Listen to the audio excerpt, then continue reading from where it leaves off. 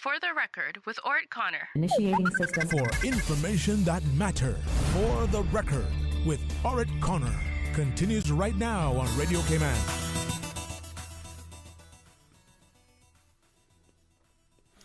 Good morning and welcome back to For the Record. We will soon have guests in the studio. Just one correction in relation to that big celebration Saturday night at Lions Center for Mr. Messrs. Niels and Nicholson Godfrey. I am advised that band was musical crew as well. So I just wanted to correct that and give them their credit as well. I believe we have a caller. We're going to entertain a few calls before we take our break and have our guest in the studio. Caller, good morning. Welcome to For the Record.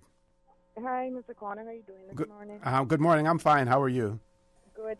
I was wondering if you had a chance to go and see Rundown. No, not yet, but I want to. Okay, well, I think you're in for a surprise. Okay. I know when I was in immigration, they featured me quite a bit. Some funny spots there.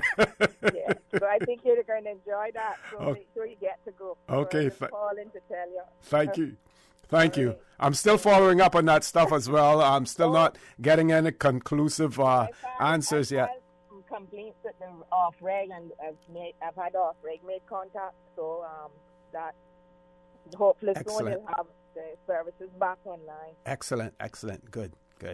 Okay, thanks again. You have a great day. Okay.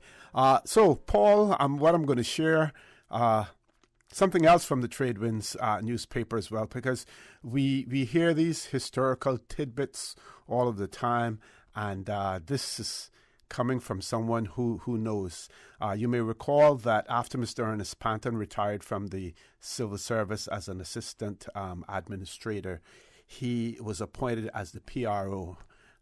Those acronyms stand for Public Relations Officer for the government. And he wrote a column in the Tradewinds newspaper. I think it was a weekly column, keeping people up to date, readers up to date in terms of what the government was doing.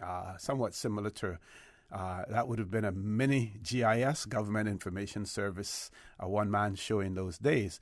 So he wrote in this PRO column, again an election year, laws are made for the peace, good government, and safety of the people. This week, I should like to refer to our motor vehicle laws. Again, so timely because we're addressing same issues in 2021. So some of us will remember that in the year 1917, the first motor car was imported into Grand Cayman. It was a one-cylinder Cadillac brought in by the late Mr. Carroll Henderson. Its engine was the seventh to be built by the Cadillac Company in the year 1910. Pat Henderson, Mr. Carroll's son, has the engine on display at his filling station. What excitement there was in Georgetown the day the car landed. Hundreds of people watched its unloading from the small vessel that brought it from Isle of Pines, Cuba. Once it started to circulate on the roads, children chased it for miles. Some hid from the sight of it. Older people jumped fences, even climbed trees to get out of its way. To get a drive in it was really something to boast about. Today, there are over 1,000, this is in 1965, over 1,000 motor vehicles in the islands, and almost every ship from the U.S. brings in a few more. Does that sound familiar? The only thing is that they don't bring in a few more now. They bring in hundreds more. It was Mr. Andrew H. Gerard, administrator in 1956, who in an address to the Assembly warned that with the increasing number of cars being then imported and with the advent of blacktop roads, if the driving laws were not respected and every precaution taken by drivers, pictures of loved ones killed in road accidents would be seen hanging on the walls in homes of many Caymanians. Sad to say, his words have come true in several instances. But should they continue to hold good? Not if every motor vehicle driver exercises vigilance, caution, and observes the terms of the motor vehicle laws. Hardly a week passes by when one sees or hears a motor vehicle being wrecked on our roads. How the occupants escape death at times is a mystery. Our small police force is doing its best to bring motor vehicle offenders to justice, but the police cannot be everywhere. The courts have imposed heavy fines, taken away licenses for breaches of the law, but all this does not seem to help a great deal. Do let us remember that he who will answer to the rudder must answer to the rock. Why do some drive at such a fast and careless rate? Motorable road mileage in Cayman and Cayman Brac is so small from one given point to another that the distances can be covered comfortably within the speed limit. So many drivers seem to be always in a hurry and anxious to overtake the other to get there first.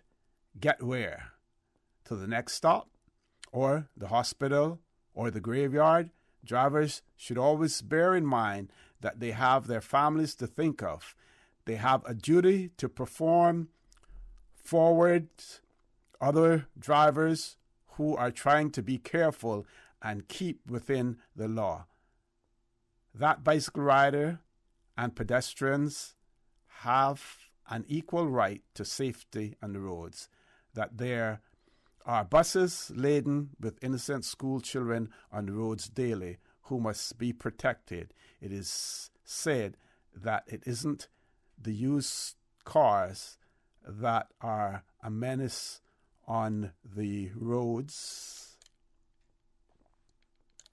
Okay. Paul, I believe we have a caller. I'm not sure if we're going to have enough time to take that call if you want to run the ads.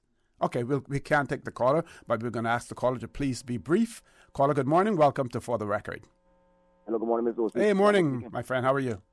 Yeah, good. I'm in the Brock, right? I just let you know, it's the 20th, the Saturday night.